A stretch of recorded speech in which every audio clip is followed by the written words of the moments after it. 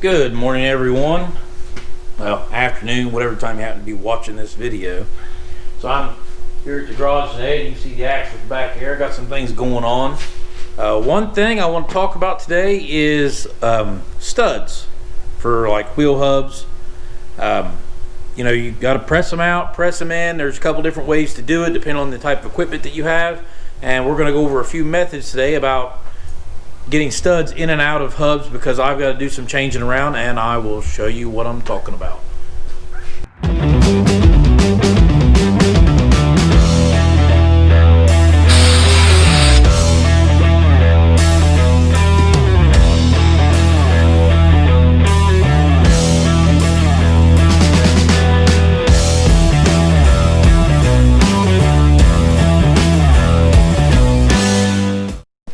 Okay, so right here I have one of the hubs that come off the back end of my 14 bolt here. Alright, and what a problem is I have is, in order to get everything to fit onto this hub, I need a longer wheel stud. Not too much longer, but long enough. So there's a couple different ways to get these out. Now most of these are okay, and I might be able to reuse these when I do the front end. Because I know my front end's got some that are messed up. So these do not have threads all the way up to the end. So I'm going to get these off in one method that, especially if they're junk, you got one that's mangled or something like that you don't care about. The first method's a little violent, but it's functional. Just find a great big hammer and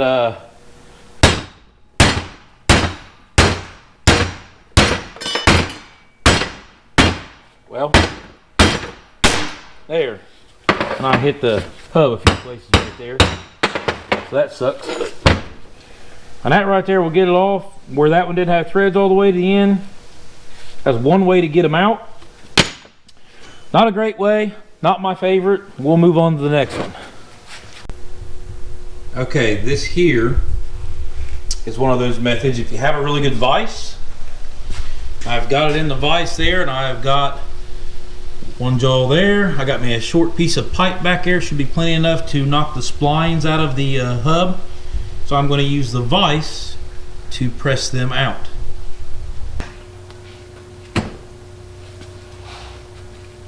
And setting this up, sometimes it feels like you got to have 2 or 3 hands to do it. My pipe is starting to angle a little bit because of the way it is on the back side of this pipe. It should be all right. I'm just going to constantly apply a little bit of pressure like this.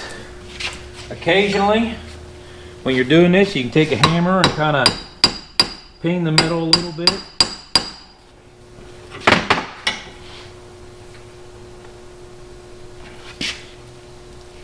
And that one is in there pretty good.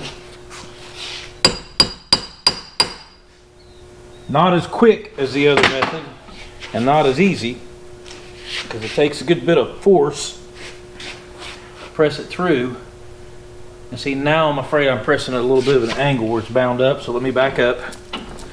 If I get a straight through press, it should go a little bit easier. What I might do is, back to using scrap metal again, is to wedge a piece about the right thickness in there to where it'll keep that from cocking at an angle. There we go.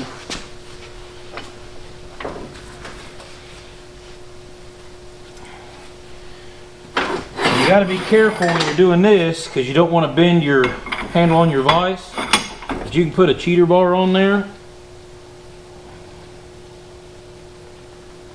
As long as you're not bending your vise handle. It's kind of dangerous here, so you bend your vise handle, it won't slip back and forth in there, and then you got to straighten everything. But as you can see, with a little leverage, it's pressing right out. It's not too big of a problem now that I've got it where it's lined up straight. Now the big thing is when it does kick out, this is where I got to be careful, because the hub and everything's probably going to fall. So it's getting a little easier, so I'll do it one-handed and hold the hub with the other hand, because I'm in the way of my welder down there.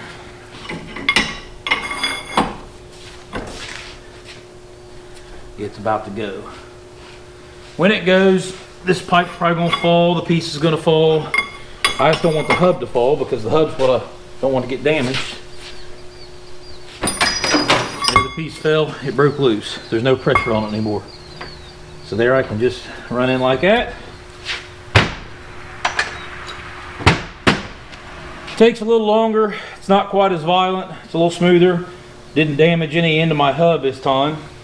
So I like that method as compared to the other one. Yeah, it takes a little longer, like I said, but I didn't beat up my gasket area. I didn't accidentally take a chance on hitting it like I did on the other one. I'll have to smooth that out.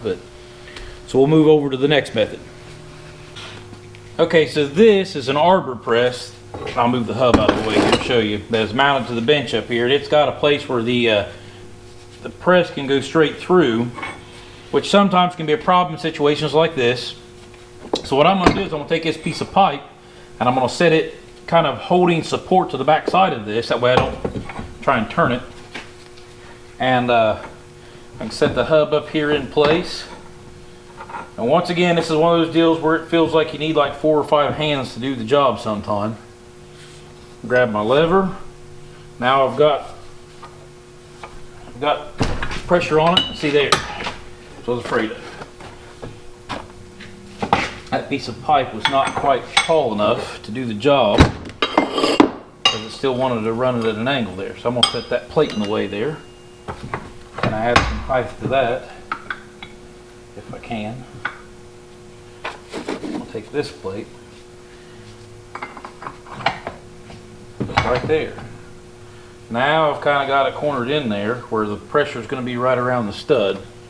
So now, yep. Now notice I don't have good leverage there. So the great thing about this press is you can take this slide out, keep it around to where you have good leverage. I want to hold my hub still because I don't want it to fall. Ooh, and that has got, they're in there good. Of course, they've been in there for years. This axle was supposedly a 2005, so goodness.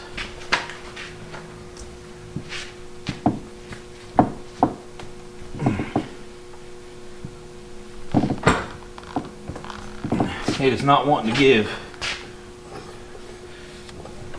And it probably would have helped if I put some PB Blaster around these and let them sit for a little while first. Get some of that rust out of there. So that one's not going to work because I can't hold the hub and get enough leverage on it.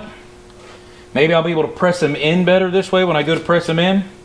So we'll go to another method that's similar to the hammer method, but it's a little bit more guided.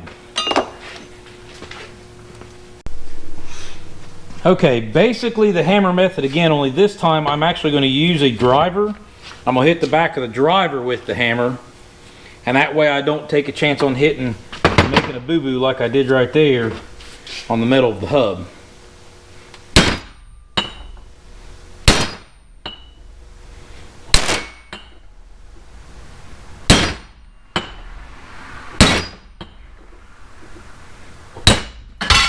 Oops. Need to get a better hang on that, huh?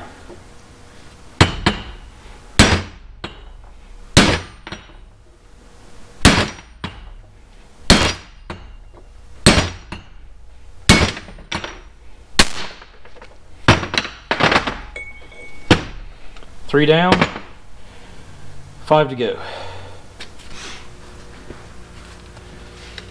Okay, this is an obvious one that there's several people watching this video like, well, just use a press. Yes, we have a good press. Not everybody is fortunate enough to have a press in their shop, so I went over the other ones first. But it's all about setup. I got my piece of pipe set up on a piece of square tube with some solid piece of metal that come with the press for pressing down on. That way I've got everything, and I gotta have that support under that way it don't just tilt up. And I may need to put that in there as well, just to. And our poor old bottle jack on this has lost some fluid and may have to add some to it, but we are on it now. it's about time to put new seals in the jacking mechanism on here. Yeah. That's what I was afraid of. So we'll pop our little plug out the side here.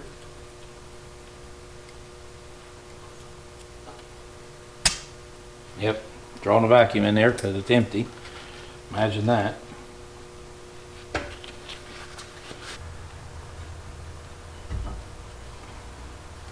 There we go. Now it's back on. So hopefully it gives a little bit, enough fluid to do the job now.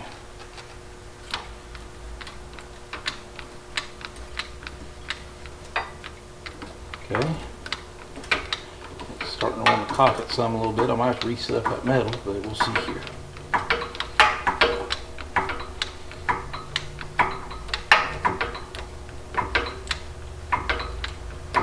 Yeah, that's not going to work. It's tilting it.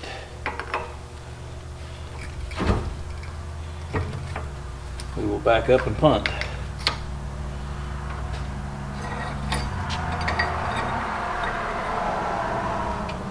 Set up more like that. I'm here to get back underneath that.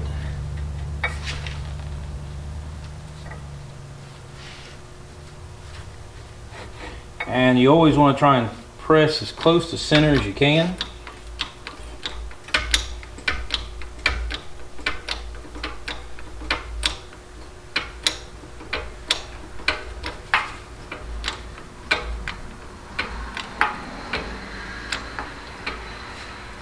All right.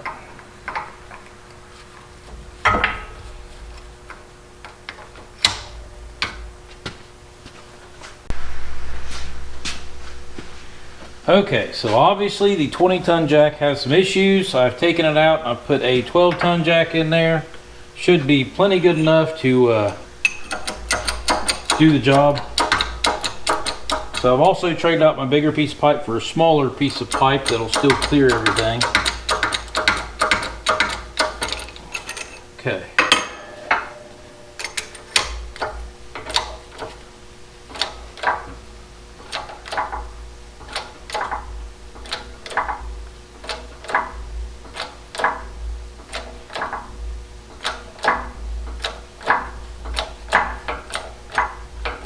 And there it goes, it's starting to go. Now there's a lot of pressure with these, so you have to be careful, but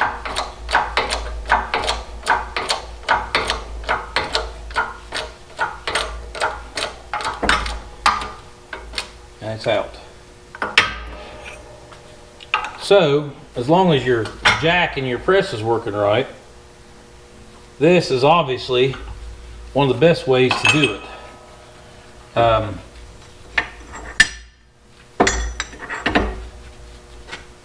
I'll probably send the rest of them out exactly like this right here, and then we'll go over pressing studs in. A lot of the same methods, but different pieces involved. So now I've got my hub up here on this table, and I've got all of my studs pressed out of it, and we're going to go back to the hammer method. I'm not going to try and drive this in this way because I don't want to mess up that rim or take a chance of it. So I'm going to use this method and drive one of these in best I can.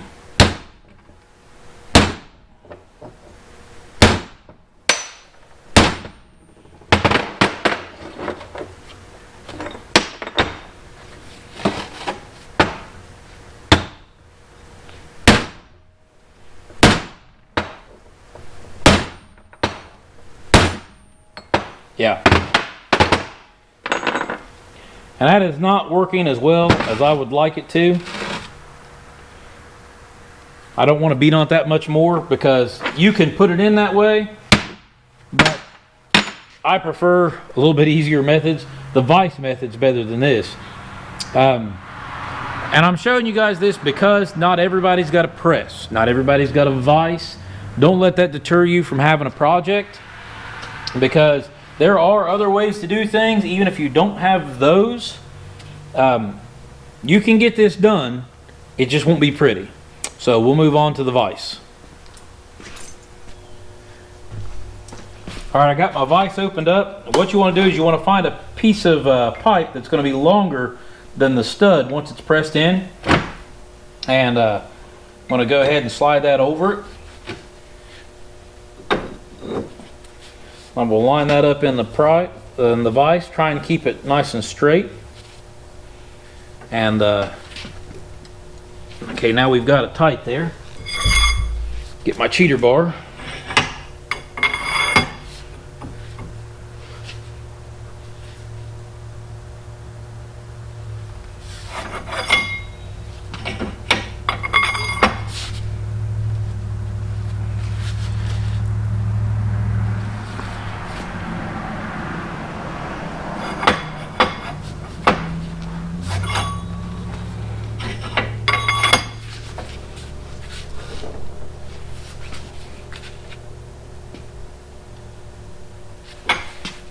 Okay, now something I'm afraid is happening here is where the back side of this hub is tapered. I think it's trying to run uphill on me, so I'm going to take that off. I'm going to try and lift up on this some, get it away from that taper, and tighten it back down. Okay. I don't want to try and start pressing at an angle.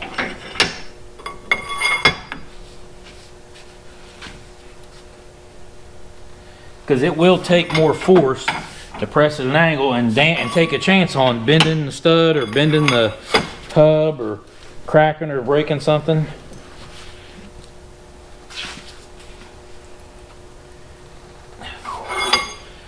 And I've got that most of the way pressed in, and I could take that one a little further. But where I have better tooling, I don't want to take a chance on bending my vise handle. But as you can see, it was almost there. So the next thing is we already know the Arbor Press is not going to fly because it had a hard enough time pressing them out. And so to press this in, so we're going to go ahead and move on to the hydraulic press. Okay, keep in mind again, this is more about setup than it is what you're actually doing. So I've raised the bed up some. I've got me a piece of pipe. I've got me a V piece of metal to kind of help support the end of the wheel bearing, or not the wheel bearing, but the hub assembly itself. So, and the pipe should be long enough, I think. We'll see here in a second.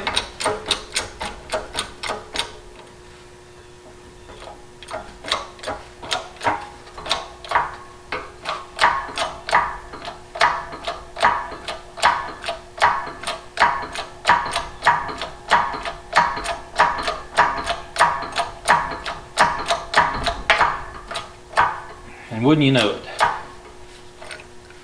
I don't have enough stroke there. So, I don't know if it needs some more fluid that we don't have or what, but I don't have it, so I can't give it to it right now. I have to search for some. So what I'll do is I'll put me a piece of metal in there, try and make up for some of the distance a little bit. We don't use our press a lot, you can probably tell. Need to give it some attention.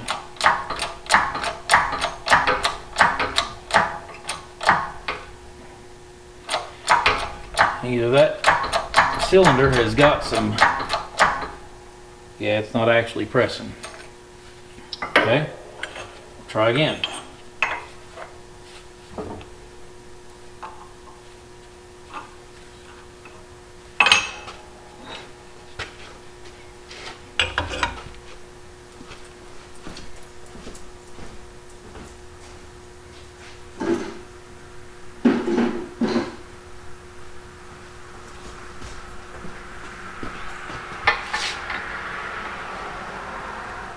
Just barely fits in there.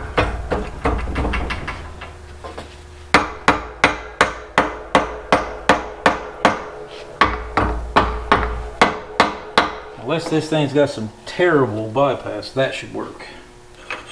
So we will close our valve.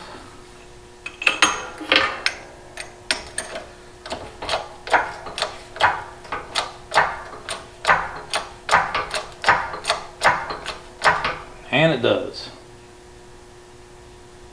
All right. Gotta find a new jack. That one does not have enough to actually press it back in. It had enough to press them out, not enough to press it in.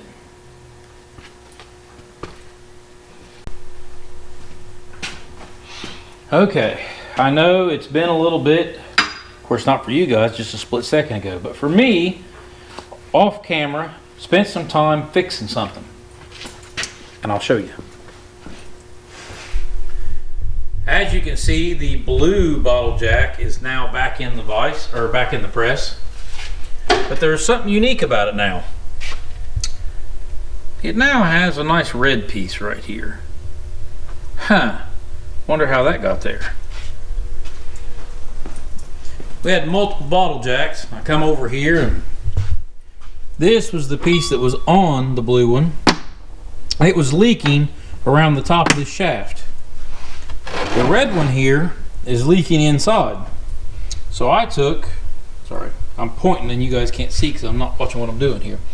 This piece right here was leaking around the shaft, and that's what was leaking on the blue one. The red one here was leaking internally. Either that or the valving in here wasn't right. That was allowing it to, it would jack just a little bit and then go back, and jack a little bit, go back, jack a little bit and go back, and you wouldn't ever finish your stroke once it hit a certain pressure. So I'm going to assume that the cylinder needs rebuilt in it. That'd be my assumption. Fortunately, these jacks are all made pretty much the same, and this piece here was made identical to the one on the red one. So I took the piece off the red one. I'm going to put this blue one back on here until we get the parts to rebuild it, because this thing's got a broken bump stop on the end of it, so we'll get the rebuild kit for one of these. But I need to get the work done today, so I drained the fluid into a can, poured it back into the bottle. I got some on the floor, oops. So, but we are back up and running now with the 20-ton bottle jack. I figured it'd be best to, that was the easiest to fix and it's the strongest. And I've already finished pressing one of my studs. Actually, if you look, I've pressed another one because I wanted to make sure everything was going to work before I fired the camera back up, because, you know, I look stupid enough on camera and we don't need to continue that. So now we are going to press another stud. And the reason, one of the reasons I need to get this fixed is because even after I do these ones today, I'm not done. I still have a lot more studs to press, 20 of them to be exact, because I got to press studs into those adapters. So I'll take my stud. Now that I've got that one pressed, I'll take my pipe and my piece off there. I'll go ahead and set that in there. I'm going to go ahead and I'm going to take my hammer and I'm just going to start it. So I can get underneath there without changing much. Kind of help make up for some of the stroke. And if you notice, I've got a gap right here so that bolt can press down through, because once this is pressed in, it's actually taller than this. So I'm going to set that there, and it's going to rest over on this this other piece of metal, and that right there is going to help brace the hub off of that piece of pipe. And yep, I should be good there. So I'm going to slide it into the center some, make sure that I am off my alignment, and make sure that I'm off my tapered where my press doesn't come down and hit my hub when I start pressing. And we'll go ahead and press it in. And look at that, a bottle jack that works exactly like it's supposed to. It doesn't leak oil all over the place. I'll be spoiled after doing some of this. Probably should pay more attention to some of our shop equipment, I guess. I think the last time I used this press outside of this project was when I was redoing the gears. Yep, and I'm way off of that. So I redone the, well, I didn't redo the gears. I kept the same gears because they were 410, but I rebuilt that Ford Explorer axle and that Dana 30. And I used this press to take clamshell and take my bearings off my differential and put the bearings back on. Oops. So there we go. Now I've got 3 studs pressed in. So I've got 5 more to go, and I'll have all my studs pressed in. So yeah. Alright guys, this is the fun part. So I know you guys thought all this is over with. Some of you are like, why is he still here? Well, because I got one of my adapters up in here, and these right here are the studs we need for the semi wheels. I got one of them set up here ready to go. I did not set it with a hammer, nothing. It's in there loose, but I am going to press in one of my semi. This is the first one, so this is kind of an exciting moment for me because I haven't pressed one of these in yet. I'm gonna go ahead and use this little piece right here, that way I don't have to use as much stroke on my cylinder.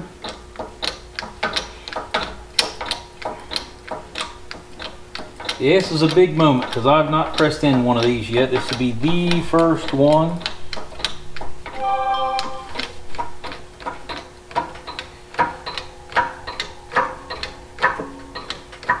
I've got me a little piece of pipe made underneath there to help brace the adapter, so I'm putting the pressure right around the correct spot.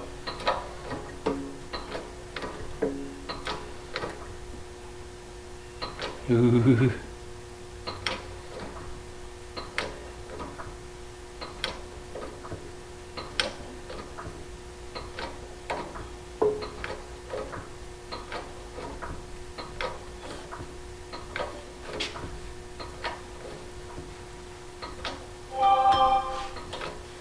It is going.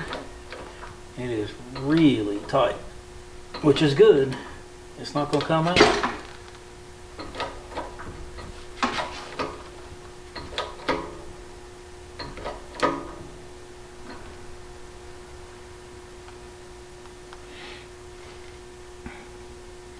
cut that piece of pipe.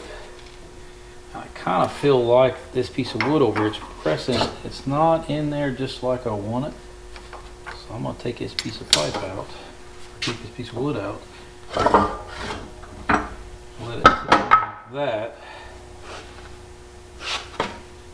Make sure I am underneath my piece of pipe on both sides. I'm going to let it have it again, make sure it's pressing in there straight. I kind of felt like it didn't.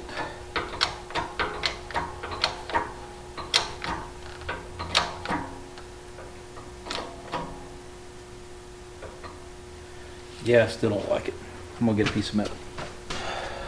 So I kind of feel like that this part of the hub is up, and I look at, I've got a gap right there. So what I'm gonna do is I'm actually going to put this under the piece of pipe just on this one side, so I can kind of cause it to counteract that. So that's about how far I'm off, just a real tiny piece of metal there.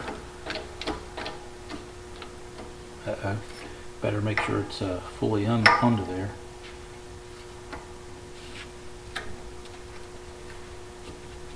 Don't want to go up that far.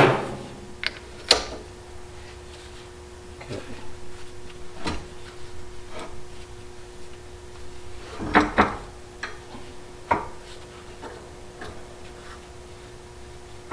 There we go. So now let's see if we can't make me feel better about that here in just a second.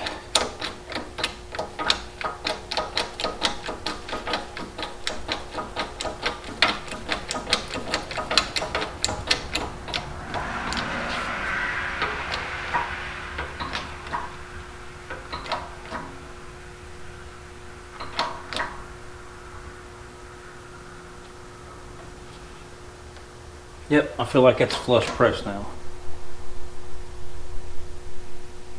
Now one little bit's all it took right there. So, let that up. Take that piece off. You can see where it pressed down on that piece of metal right where that pipe was, kind of indented it in there. That's fine. Looks like I scarred just a little bit. It's not bad though. It'll be fine. And that is the first stud to be pressed in for the semi wheels. So, guys, thanks for watching. If you want to see more about this project, see how it goes, go ahead and hit that subscribe button down there. That way you'll see when we put the next video up, because it won't be long. All this will be together, and we won't have nothing else to do but to put it underneath the International. So, we'll see you guys later. Thanks for watching.